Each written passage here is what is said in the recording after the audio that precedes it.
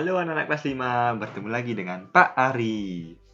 Pada pembelajaran hari ini, kita membahas materi pada tema 2, udara bersih bagi kesehatan, subtema 1, pembelajaran kedua.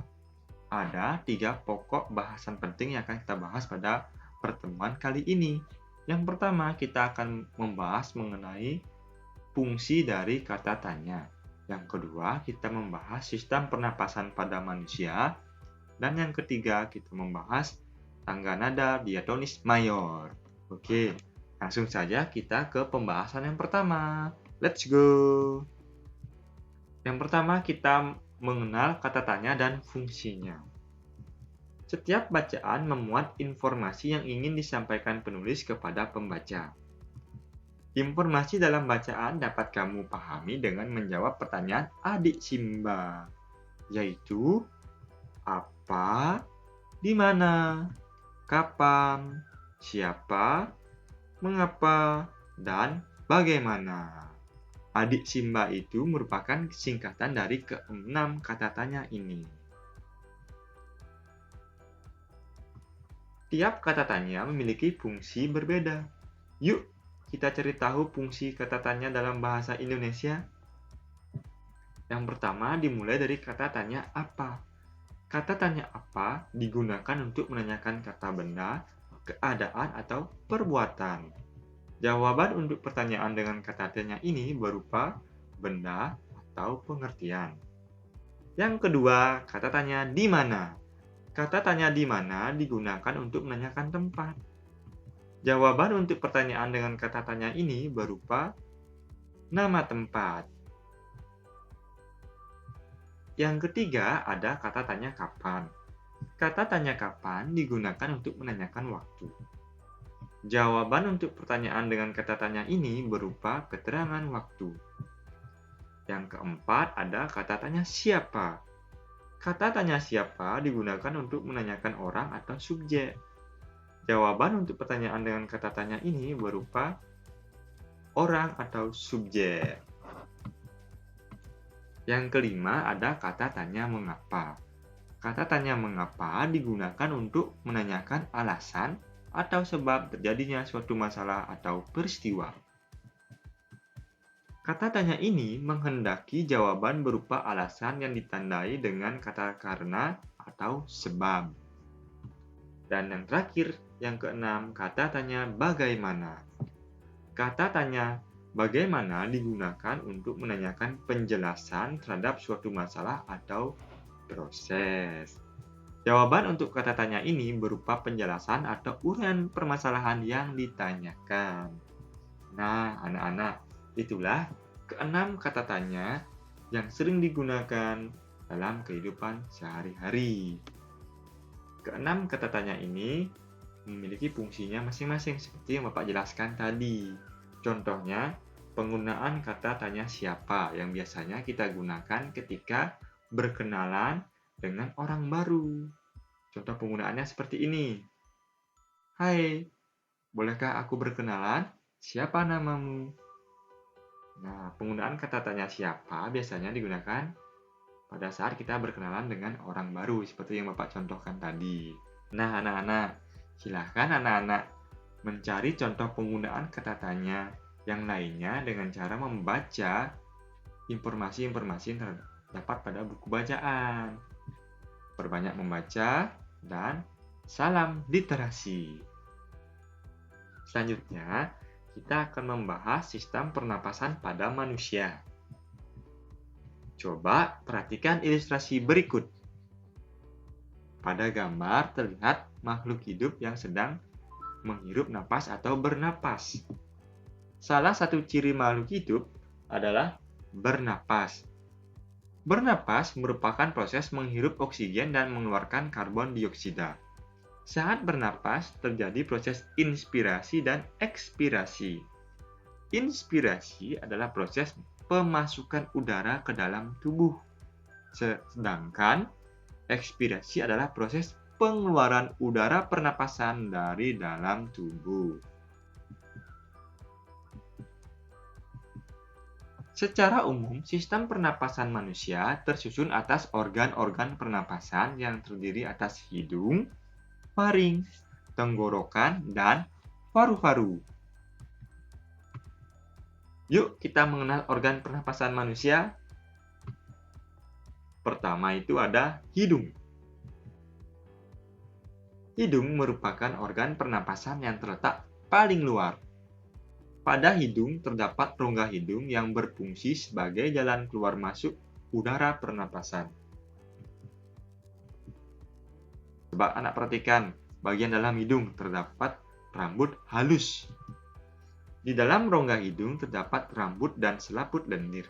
Rambut halus berfungsi untuk menyaring kotoran, selaput lendir berfungsi untuk menangkap kotoran yang masuk, serta berfungsi untuk menyesuaikan suhu dan kelembaban udara yang masuk ke paru-paru.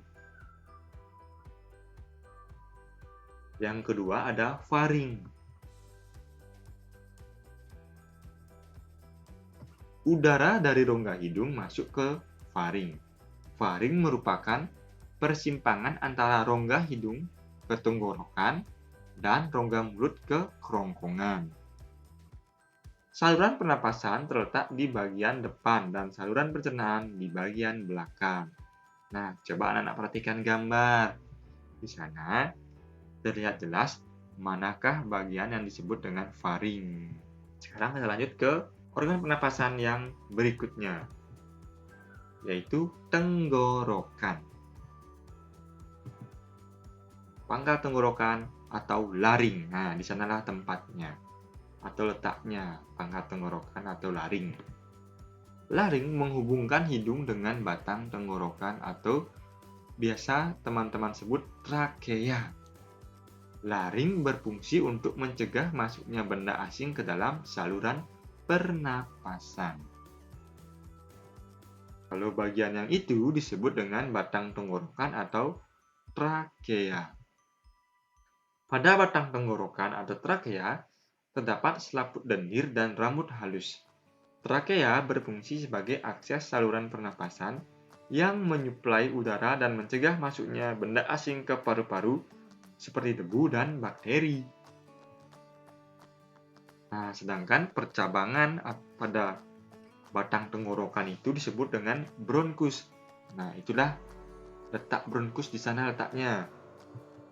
Bronkus yaitu percabangan yang menghubungkan trakea dengan paru-paru kiri dan kanan, yang berperan penting dalam sistem pernapasan sebagai jalur keluar masuknya udara dan mencegah infeksi.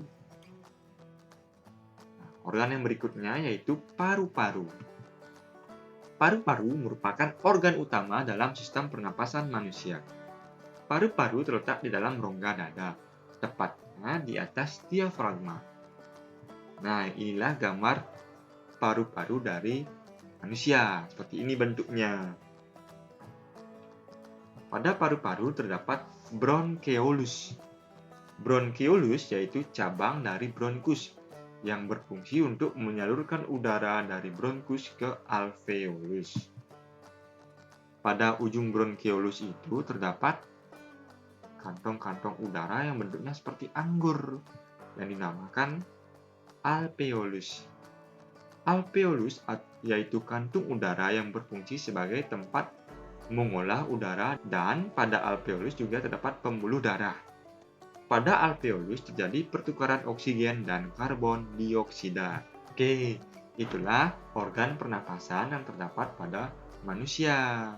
Dimulai dari hidung yang paling luar, kemudian ada laring, tenggorokan, dan yang terakhir paru-paru. Sekarang kita lanjut yuk membahas mengenai tangga nada diatonis mayor. Tangga nada adalah urutan nada yang disusun secara berjenjang. Dalam seni musik, tangga nada dibagi menjadi dua, yaitu tangga nada diatonis dan tangga nada pentatonis.